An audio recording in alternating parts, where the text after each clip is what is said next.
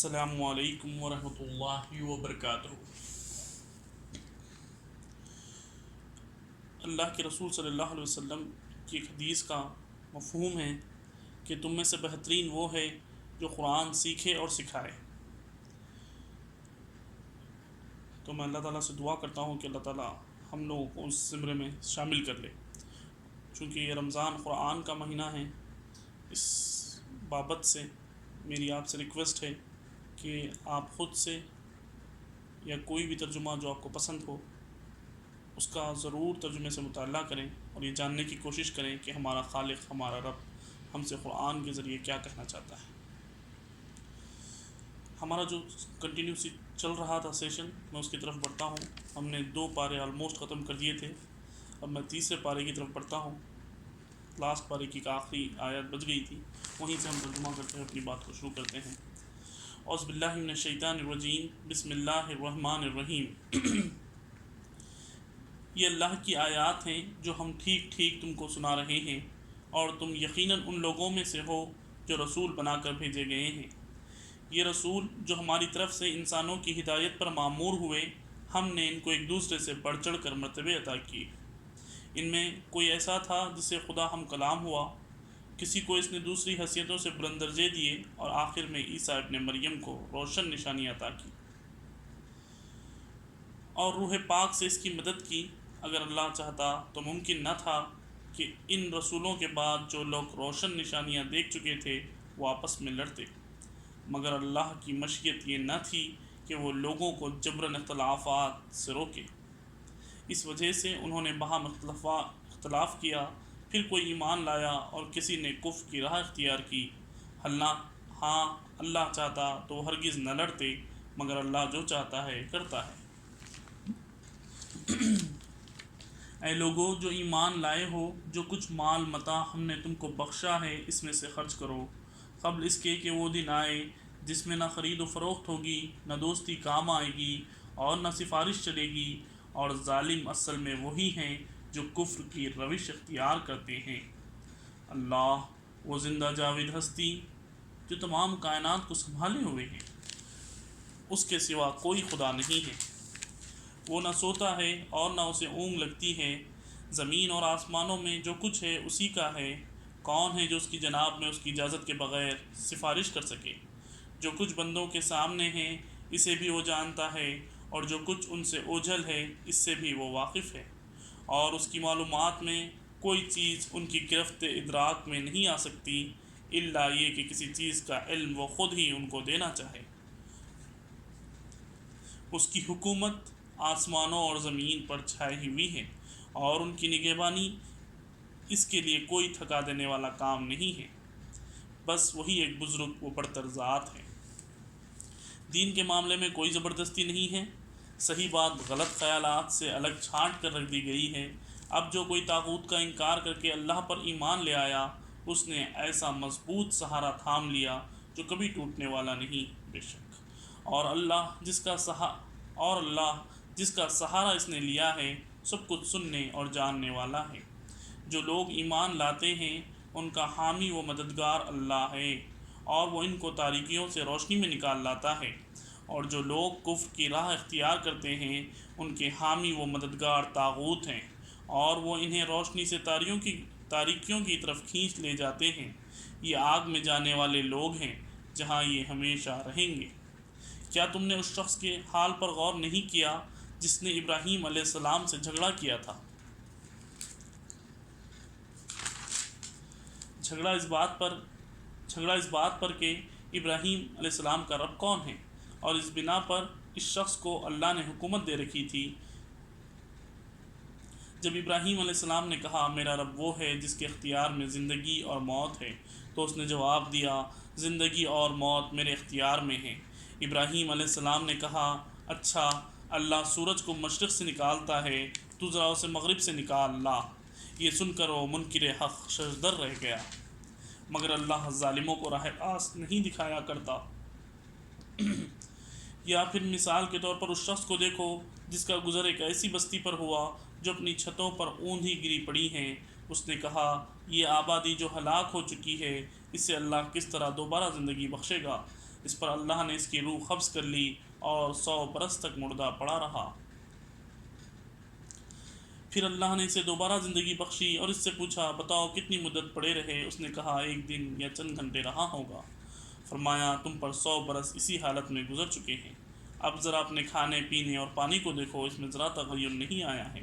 دوسری طرف ذرا اپنے گدھے کو بھی دیکھو، اس کا پنجر تک بوسیدہ ہو رہا ہے، اور یہ ہم نے اس لیے کیا ہے کہ ہم تمہیں لوگوں کے لیے ایک نشانی بنا دینا چاہتے ہیں۔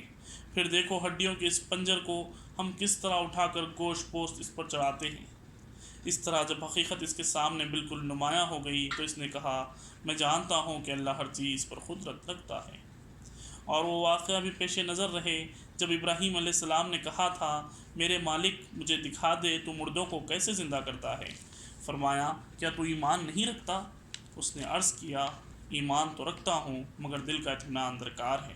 فرمایا اچھا تو 4 پرندے لے آ اور ان کو اپنے سے مانوس کر لے، پھر ان کا ایک ایک جز ایک پہاڑ پر رکھ دے، پھر ان کو پکار، وہ تیرے پاس دوڑے چلے آئیں گے۔ خوب جان لے کہ اللہ نہایت با اقتدار اور حکیم ہے۔ جو لوگ اپنے مال اللہ کی راہ میں صرف کرتے ہیں ان کے خرچ کی مثال ایسی ہے جیسے ایک دانہ بویا جائے اور اس سے 7 بالیں نکلیں اور ہر بال میں 100 دانے ہوں۔ اس طرح اللہ جس کے عمل کو چاہتا ہے افزونی عطا فرماتا ہے، وہ فراغ دست بھی اور علیم بھی۔ جو لوگ اپنے مال اللہ کی راہ میں خرچ کرتے ہیں اور خرچ کر کے پھر احسان نہیں جتاتے نہ دکھ دیتے ہیں، ان کا اجر ان کے رب کے پاس ہے اور ان کے لیے کسی رنج اور خوف کا موقع نہیں۔ ایک میٹھا بول اور کسی ناگوار بات پر ذرا سی چشم پوشی اس خیرات سے بہتر ہے جس کے پیچھے دکھ ہو۔ اللہ بے نیاز ہے اور بردباری اس کی صفت ہے۔ اے ایمان لانے والو، اپنے صدقات کو احسان جتا کر اور دکھ دے کر اس شخص کی طرح خاک میں نہ ملاؤ جو اپنا مال محض لوگوں کے دکھانے کو خرچ کرتا ہے اور نہ اللہ پر ایمان رکھتا ہے نہ آخرت پر۔ اس کے خرچ کی مثال ایسی ہے جیسے ایک چٹان تھی جس پر مٹی کی تہ جمی ہوئی تھی، اس پر جب زور کا مینا برسا تو ساری مٹی بہہ گئی اور صاف چٹان کی چٹان رہ گئی۔ ایسے لوگ اپنے نزدیک خیرات کر کے جو نیکی کماتے ہیں اس سے کچھ بھی ان کے ہاتھ نہیں آتا، اور کافروں کو سیدھی راہ دکھانا اللہ کا دستور نہیں ہے۔ بخلاف اس کے جو لوگ اپنے مال محض اللہ کی رضا جوئی کے لیے دل کے پورے ثبات و قرار کے ساتھ خرچ کرتے ہیں، ان کے خرچ کی مثال ایسی ہے جیسے کسی سطح مرتفع پر ایک باغ ہو، اگر زور کی بارش ہو جائے تو دگنا پھل لائے، اور اگر زور کی بارش نہ بھی ہو تو ایک ہلکی پھوار ہی اس کے لیے کافی ہو جائے۔ تم جو کچھ کرتے ہو سب اللہ کی نظر میں ہے۔ کیا تم میں سے کوئی یہ پسند کرتا ہے کہ اس کے پاس ایک ہرا بھرا باغ ہو، نہروں سے سیراب، کھجوروں اور انگوروں اور ہر قسم کے پھولوں سے لدا ہوا، ہر قسم کے پھلوں سے لدا ہوا، اور وہ عین اس وقت ایک تیز بگولے کی زد میں آ کر چھل جائے جب وہ خود بوڑھا ہو اور اس کے کم سن بچے ابھی کسی لائق نہ ہوں؟ اس طرح اللہ اپنی باتیں تمہارے سامنے بیان کرتا ہے کہ شاہد کہ تم غور و فکر کرو۔ اے لوگو جو ایمان لائے ہو، جو مال تم نے کمائے ہیں اور جو کچھ ہم نے زمین سے تمہارے لیے نکالا ہے اس میں بہتر حصہ راہ خدا میں خرچ کرو۔ ایسا نہ ہو کہ اس کی راہ میں دینے کے لیے بری سے بری چیز چھانٹنے کی کوشش کرنے لگو، حالانکہ وہی چیز اگر کوئی تمہیں دے تو تم اسے ہرگز لینا گوارا نہ کرو گے، الا یہ کہ اس کو قبول کرنے میں تم اغماض برت جاؤ۔ تمہیں جان لینا چاہیے کہ اللہ بے نیاز ہے اور بہترین صفات سے متصف ہے۔ شیطان تمہیں مفلسی سے ڈراتا ہے اور شرمناک طرز عمل اختیار کرنے کی ترغیب دیتا ہے، مگر اللہ تمہیں اپنی بخشش اور فضل کی امید دلاتا ہے۔ اللہ بڑا فراغ دست اور دانا ہے، جس کو چاہتا ہے حکمت عطا کرتا ہے، اور جس کو حکمت ملی اسے حقیقت میں بڑی دولت مل گئی۔ ان باتوں سے صرف وہی لوگ سبق لیتے ہیں جو دانش مند ہیں۔ تم نے جو کچھ بھی خرچ کیا ہو اور جو نظر بھی مانی ہو، اللہ کو اس کا علم ہے، اور ظالموں کا کوئی مددگار نہیں۔ اگر اپنے صدقات علانیہ دو تو یہ بھی اچھا ہے، اگر چھپا کر حاجت مندوں کو دو تو یہ تمہارے حق میں زیادہ بہتر ہے۔ تمہاری بہت سی برائیاں اس طرز عمل سے محو ہو جاتی ہیں، اور جو کچھ تم کرتے ہو اللہ کو بہرحال اس کی خبر ہے۔ لوگوں کو ہدایت بخشنے کی ذمہ داری تم پر نہیں ہے، ہدایت تو اللہ ہی جسے چاہتا ہے بخشتا ہے، اور خیرات میں جو مال تم خرچ کرتے ہو وہ تمہارے اپنے لیے بھلا ہے، آخر تم اسی لیے تو خرچ کرتے ہو کہ اللہ کی رضا حاصل ہو۔ تو جو کچھ مال تم خیرات میں خرچ کرو گے اس کا پورا اجر تمہیں دیا جائے گا، اور تمہاری حق تلفی ہرگز نہ ہوگی۔ خاص طور پر مدد کے مستحق وہ تنگ دست لوگ ہیں جو اللہ کے کام میں ایسے گر گئے ہیں کہ اپنی ذاتی کسب معاش کے لیے زمین میں کوئی دوڑ دھوپ نہیں کر سکتے۔ ان کی خودداری دیکھ کر ناواقف آدمی گمان کرتا ہے کہ یہ خوشحال ہیں۔ تم ان کے چہروں سے ان کی اندرونی حالت پہچان سکتے ہو، مگر وہ ایسے لوگ نہیں ہیں۔ تم ان کے چہروں سے ان کی اندرونی حالت پہچان سکتے ہو، مگر وہ ایسے لوگ نہیں ہیں کہ لوگوں کے پیچھے پڑ کر کچھ مانگیں۔ ان کی اعانت میں جو کچھ مال تم خرچ کرو گے وہ اللہ سے پوشیدہ نہ رہے گا۔ جو لوگ اپنے مال شب و روز کھلے اور چھپے خرچ کرتے ہیں ان کا اجر ان کے رب کے پاس ہے، اور ان کے لیے کسی خوف اور رنج کا مقام نہیں۔ مگر جو لوگ سود کھاتے ہیں ان کا حال اس شخص کا سا ہوتا ہے جیسے شیطان نے چھو کر باولا کر دیا ہو، اور اس حالت میں ان کے مبتلا ہونے کی وجہ یہ ہے کہ وہ کہتے ہیں تجارت بھی تو آخر سود ہی جیسی چیز ہے، حالانکہ اللہ نے تجارت کو حلال کیا اور سود کو حرام۔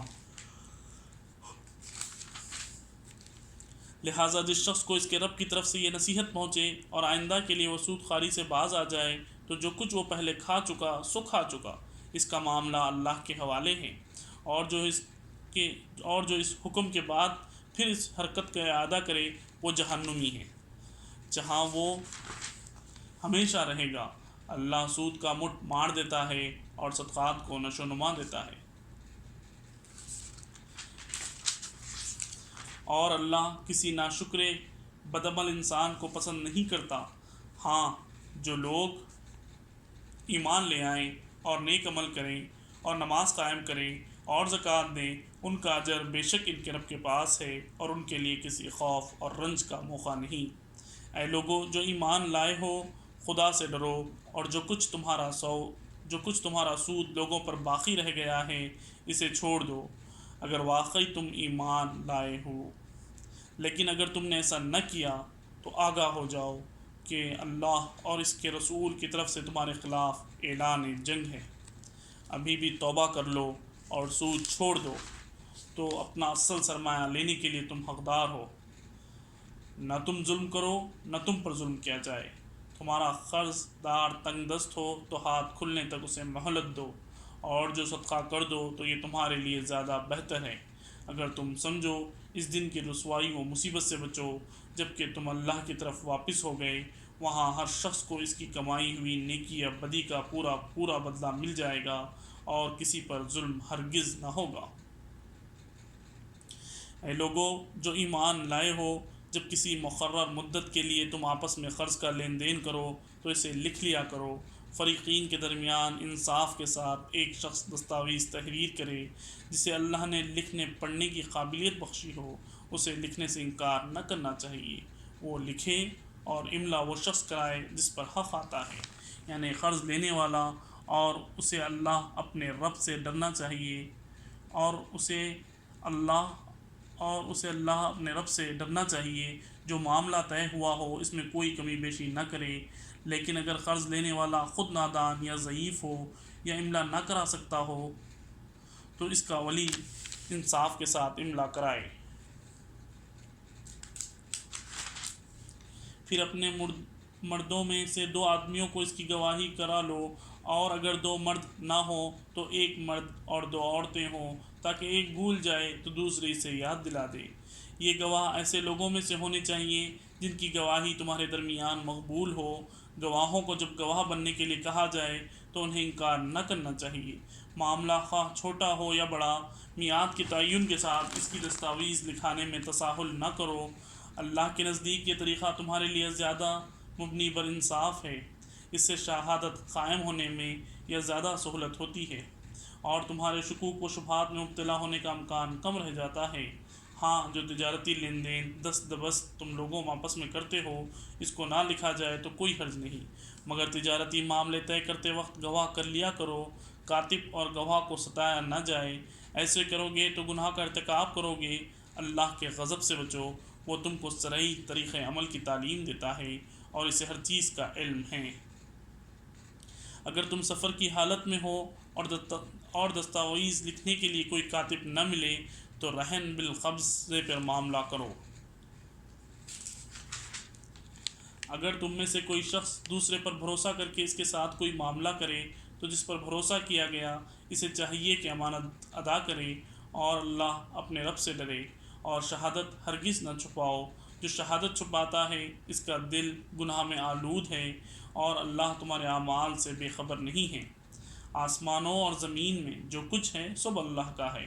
تم اپنے دل کی باتیں خواہ ظاہر کرو یا چھپاؤ، اللہ بہرحال ان کا حساب تم سے لے لے گا۔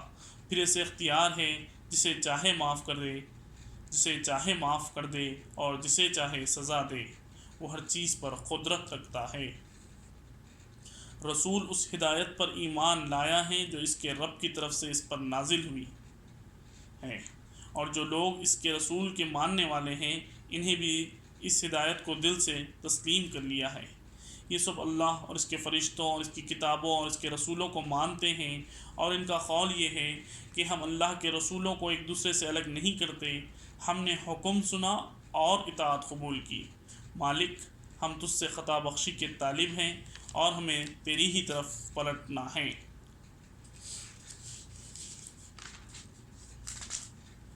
اللہ کسی متنفس پر اس کی مقدرت سے بڑھ کر ذمہ داری کا بوجھ نہیں ڈالتا۔ ہر شخص نے جو نیکی کمائی ہے اس کا پھل اسی کے لیے ہے، اور جو بدی سمیٹی ہے اس کا وبال اسی پر ہے۔ ایمان لانے والو، تم یوں دعا کیا کرو: اے ہمارے رب، ہم سے بھول چوک میں جو قصور ہو جائیں ان پر گرفت نہ کر۔ مالک، ہم پر وہ بوجھ نہ ڈال جو تو نے ہم سے پہلے لوگوں پر ڈالے تھے۔ پروردگار، جس بار کو اٹھانے کی طاقت ہم میں نہیں ہے وہ ہم پر نہ رکھ، ہمارے ساتھ نرمی کر، ہم سے درگزر فرما، ہم پر رحم کر، تو ہمارا مولا ہے، کافروں کے مقابلے میں ہماری مدد کر۔ الحمدللہ، ہم یہاں پر سورہ بقرہ ختم کرتے ہیں، اسی کے ساتھ ہمارا سورہ بقرہ ختم ہوتا ہے اور آل عمران یہاں پر شروع ہوتا ہے۔ یہ سورہ بقرہ ختم ہوا اور آل عمران شروع ہوا، یہ تیسرے پارے میں ہی ہو رہا ہے۔ ہم اب اس کے نیکسٹ ویڈیو میں انشاءاللہ تیسرے پارے کا جو ریمیننگ پارٹ ہے اور آل عمران کا جو شروع کا پارٹ ہے اس پر بات کریں گے، اس کا ترجمہ پیش کریں گے انشاءاللہ۔